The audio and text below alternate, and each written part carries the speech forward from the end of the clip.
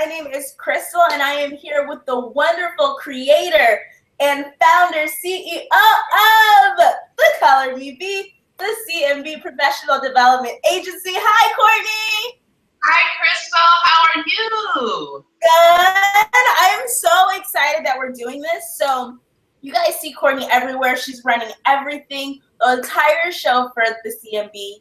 And it's time for us to know a little bit about Courtney. What's inspired her to get us here where we are today? What's her journey been like in life? And everything else that we could possibly learn about her. Courtney, are you ready to share the deeds? I think I am. Awesome. Okay, so let's start off by telling everybody, what do you do for a living? I work in human resources. So I work essentially as an HR Generalist at a political risk consulting firm. And I also work as the CEO and founder of CMB Professional Development Agency, a nonprofit organization that is dedicated to helping millennial career women achieve their highest professional aspirations. Yes, and we love that about you because you have created such a perfect avenue for women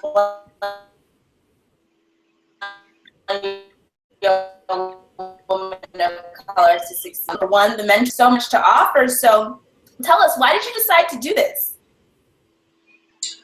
Great question. So I decided to go into the HR industry after moving back to New York. So I finished my master's in urban studies, and my first job offer was at San Francisco State University, working in their residential life department. And I took that job offer. I took the job offer because I was looking for a job where I could use my master's degree knowledge, and also where I could use the experience I had in training and in supervising and in programming to really influence the community. And that's what I was doing working in residential life. What I quickly learned is when it comes to being a higher ed professional, I don't know if at the age of 25, at that time I was only 24, I don't know if I was emotionally ready to be in a position where I had to give that much of myself all the time. But what I realized I loved about that type of work is I love interacting with people. I love managing people because I love helping people learn about what they're good at. I love helping people get better at what they do. And so when I moved back to New York, I worked with a staffing agency, and they placed me at the company where I am now because of my undergrad degree in politics and my master's degree in urban studies. Although both of those two degrees have nothing to do with human resources, I had all this experience. And what's really cool about my job now, the actual subject matter, our product, what we actually produce, my two degrees is very helpful because I know how politics works. So I decided to go this route because it just seemed like a natural fit. And I decided to start CMB because I was tired of hearing stories of my friends have terrible work experiences, have terrible experiences trying to find jobs. And I just hate hearing about discrimination in the workplace. And I hate that we work so hard to get to these places, and it's just tough. I wanted CMB to be a support system for millennial women of color, and I hope that we are achieving that every day. We are. Here's a little right here, and you can come check out about CMB to get more details for those of you who are new. I do want to point out this She Leads conference. So exciting. All check this out. Courtney has been a monumental planning person in this event, and it's for all of you millennial women who want to learn more from various millennial women. And Courtney is actually going to be presenting as well, so you can hear from both of us and you can get lots of exciting information. So Courtney, you're doing all of that, and not to mention your perfect educational background that's got you juggling all these different hats at your current 9 to 5. How are you balancing all this, girl? You're like doing everything. That's a great question. To be honest with you, sometimes I'm terrible at balancing it all. And I write about that in my blog. I write about how, we learn so much about time management and we have our strategies, and sometimes you employ these strategies and they might not work. And I've been blessed that CMB is growing so quickly that my strategies, like that is a blessing in itself, but my strategies haven't really been keeping up. So I have been struggling with the balancing piece, but where I am now, I know that sometimes it's necessary to invest in different strategies that will actually help you. So I am looking to work with a business coach to help me stay organized, but then in terms of free resources and resources for people that are in the 9 to 5 struggle, making sure you maintain your calendar is really important. So I have my cell phone here, and iPhones come with the calendar app there. It's really easy to use and add reminders for yourself so that you can prioritize and stay on schedule. But also, I specifically in 2016, I've made a commitment to make sure I check in with my friends more, to make sure that I'm focusing on things other than work. So I have made some financial goals for myself. And that doesn't mean I'm thinking about work. It means I'm looking at my money. I'm watching my money grow in these different apps that I found in different savings accounts. So I'm not always the best with managing my time or with balance, but I'm learning, and I am committed to a work-life balance. So I'm getting there. That's good. It's so important to have that work-life balance, especially when you're starting off as an entrepreneur and you're juggling both. It can get really difficult. Right. So, a field that's kind of unrelated to what you were studying. What is that like for you? I know you touched on how you're able to kind of use them a little both, but what's it like? Sometimes it can be challenging because I did not go to school for human resources management. So there are some concepts, there are some theories that I just have no clue about. But I strongly believe that working in human resources is all about managing systems and working with people.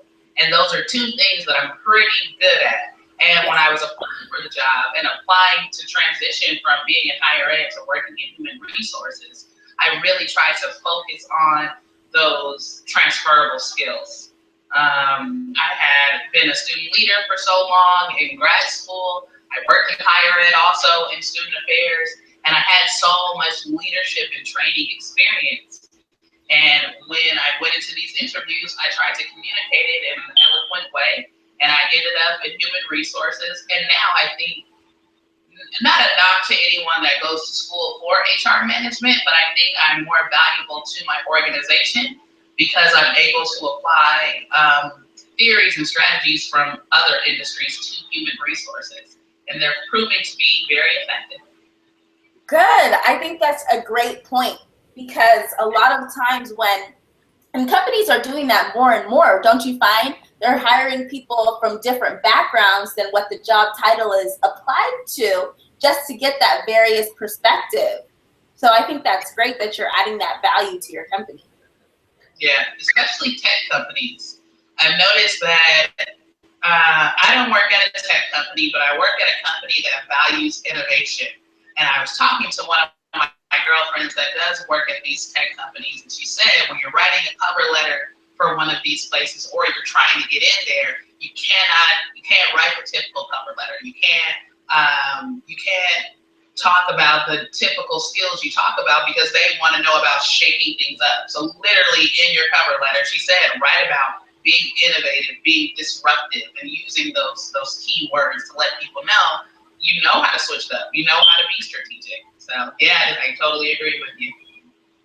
That's so good that you shared that, because I think a lot of people graduate college as well and they're like, oh my God, I can't find anything in my field. And they try to stick so much to their field and they don't try to think outside of the box, and they end up unemployed for an extreme amount of time when they could really just apply their skills to another field. So thank you so much for mentioning that. Back in the lines of the C&B Professional Development Agency and your goal for that, it's all about helping millennial women of color. So in your current 9-to-5, are you able to help women in that role at all? Great question. Really good question. So I don't know about you, but I feel like in school, in various organizations I'm a part of, just I guess just in my upbringing as a leader, I feel like this notion of social responsibility or a greater sense of responsibility from me to my community, I've always felt like that.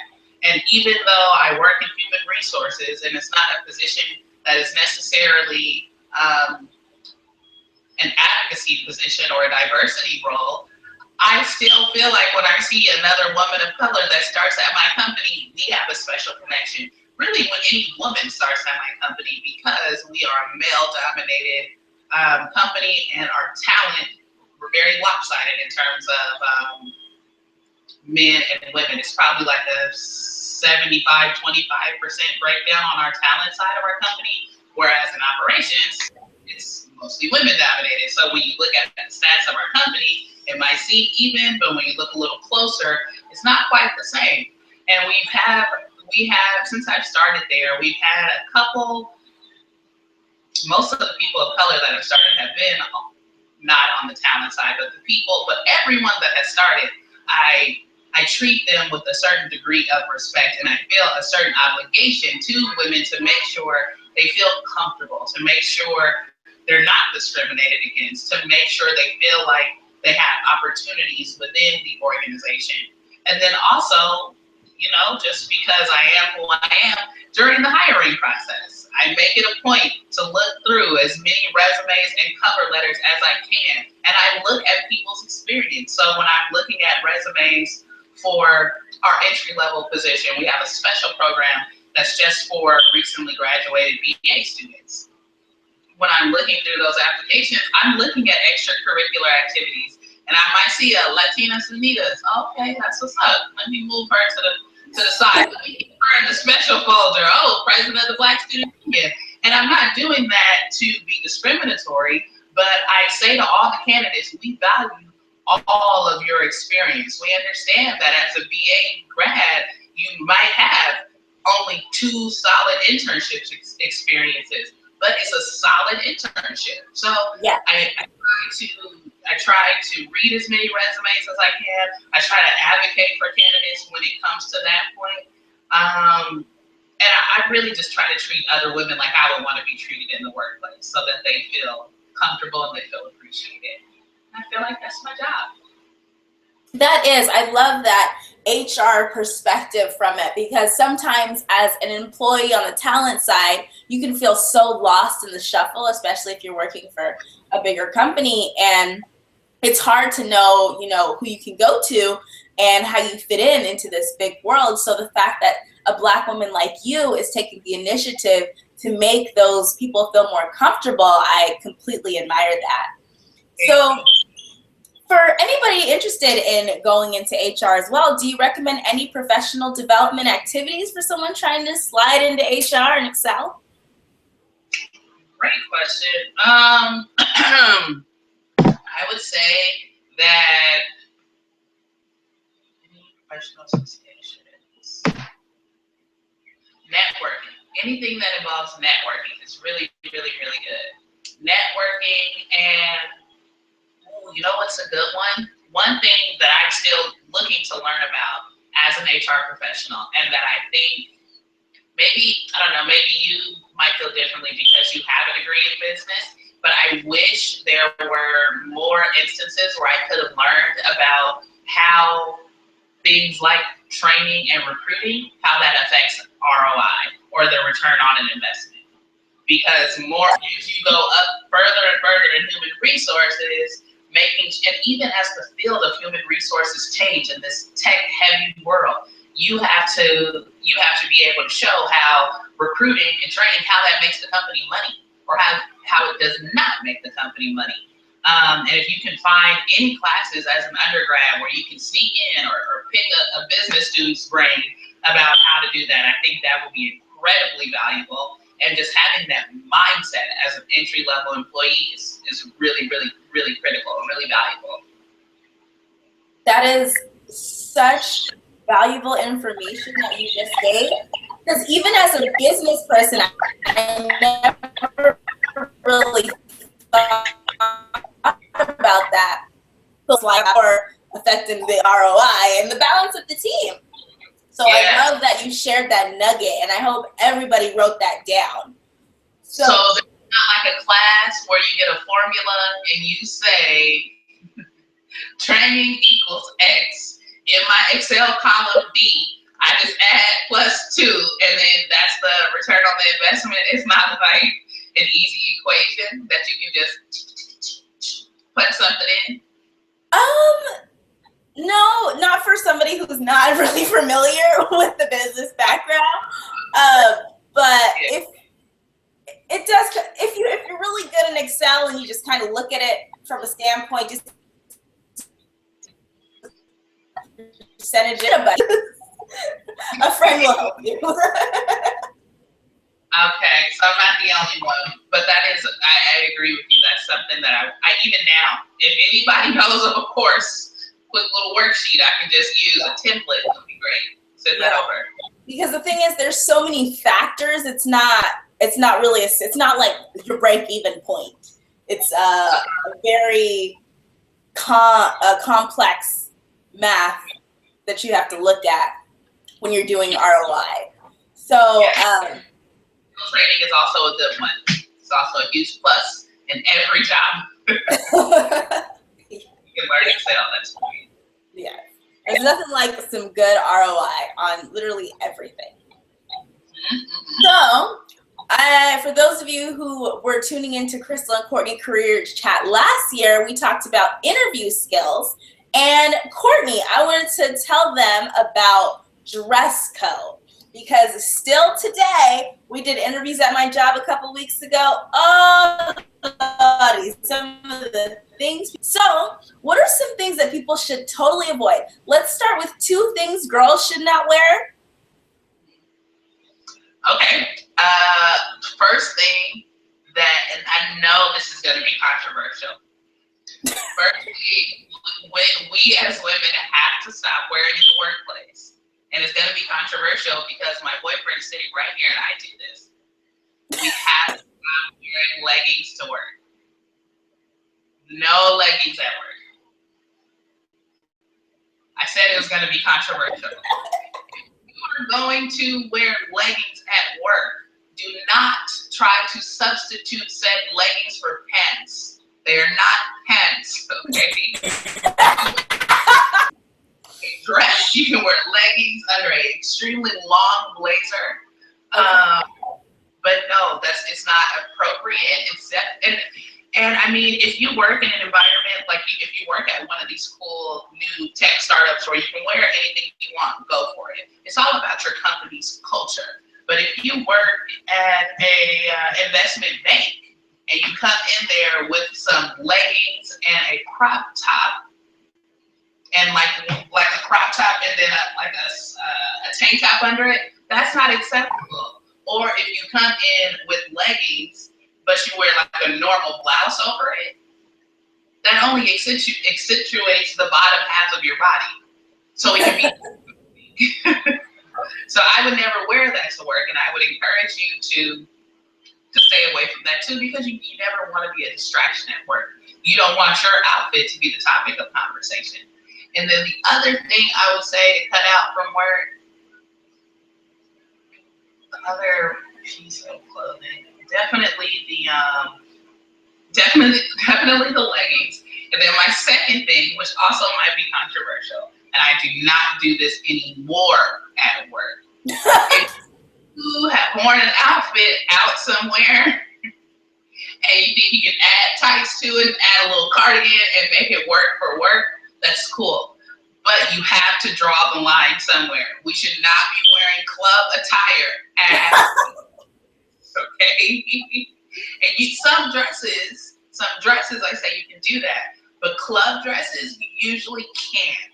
So don't think you can, okay? And if you feel like, oh, Courtney, I know this is gonna work today, take a real hard look in the mirror and make sure everything is in and it does work. But I'm telling you, chances are it's not going to work for work.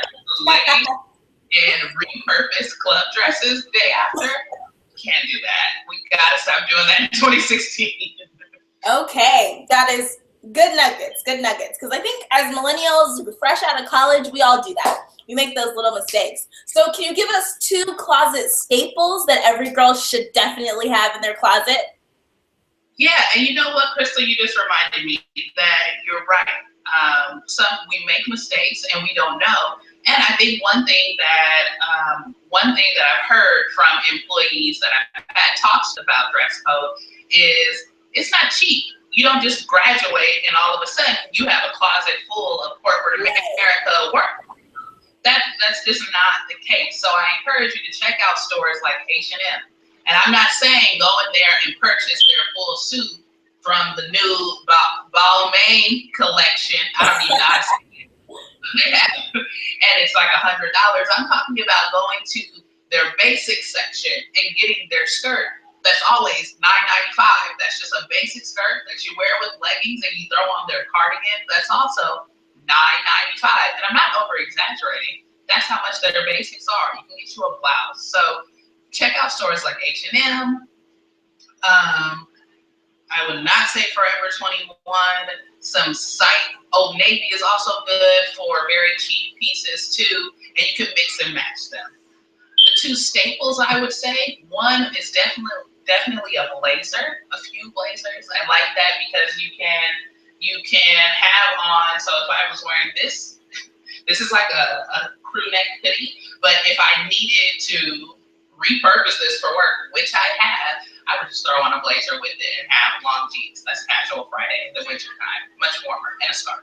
And this necklace, Stella Dot. And then the second staple would be comfy heels, comfy work shoes. So I can't wear high heels at work all day. It just doesn't work for me. But I learned from my boss to wear wedges. So I have a few pairs of wedges that I just leave under my desk. I have them in a couple different colors, and they're really easy to mix and match, and they're comfortable enough for me to wear all day. Wow, good. I think those are 2 very, very important things that I have and everyone should have because I use them all the time. And I have a numerous variety of blazers in many different colors, from as like pastel as possible, so it's not like but they are nice to have. And comfy heels, oh man, yes, comfy heels. What place would you suggest to get cheaper or low cost work clothes or work shoes too? That's important. Yes, work shoes, DSW and Nordstrom Rack. They do have some clutch stuff in there. And I also go to the Loft, go to their clearance section. I'm petite, so I have to shop very carefully for work clothes because I could look like I'm wearing a potato sack. So the Loft is incredibly clutch. Banana Republic, their clearance section can come through for you if you really dig. So don't be afraid of the high-end stores. Just go to the clearance rack. Yeah, and I love that you said Nordstrom Rack because that's a good place to get designer stuff for a pretty good price. Yes, yes. So also, us millennials love our tattoos and piercings. Feel about those? Like, really? How I personally feel, again, you have to be careful of if it's a distraction. So if you work in a culture, like if you work at a tattoo shop, do your thing. If you work at, what's another place that they are okay with a lot of piercings? I was gonna say a restaurant, but restaurants aren't usually, like with their servers, they have to look very clean. They have to look, I'm not trying to say that people with tattoos are dirty, but clean in the sense that they all have to look very similar. So same clothes, same look.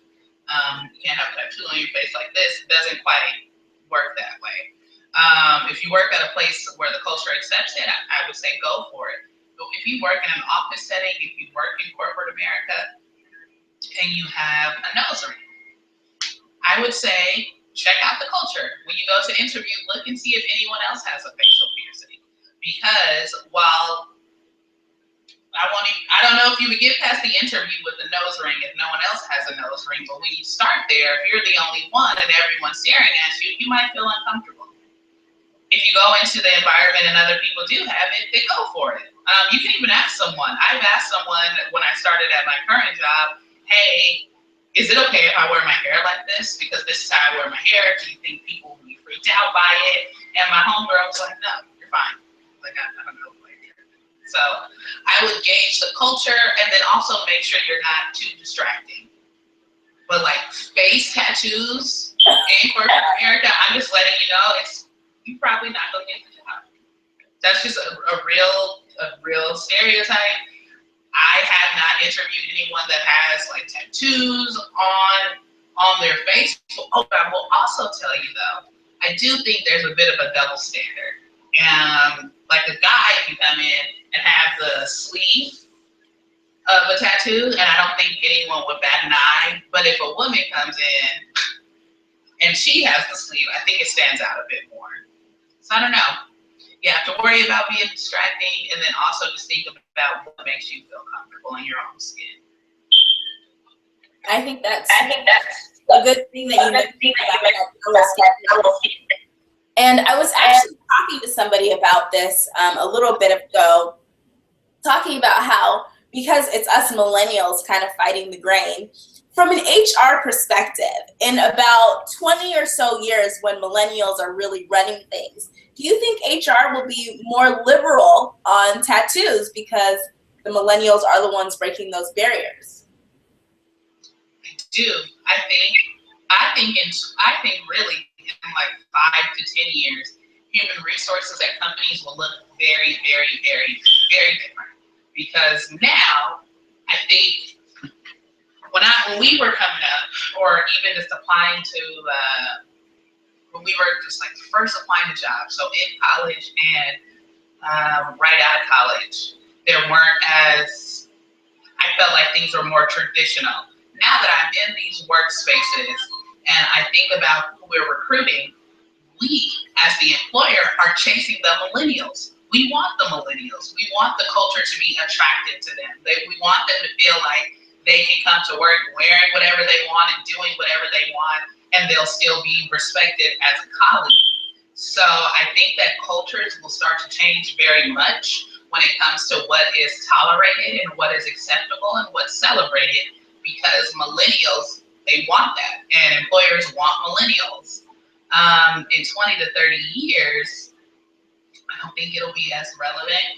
I don't know. I think HR is going to change so much.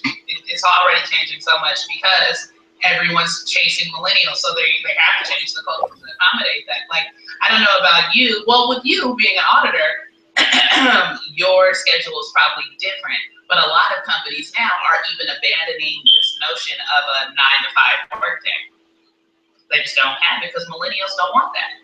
Yeah. They want to be able to work when they want to work, go serve their community when they want to serve their community, and whatever they want. And that's what companies are doing for them. So I say, let's keep running things. Let's keep demanding that we shake things up.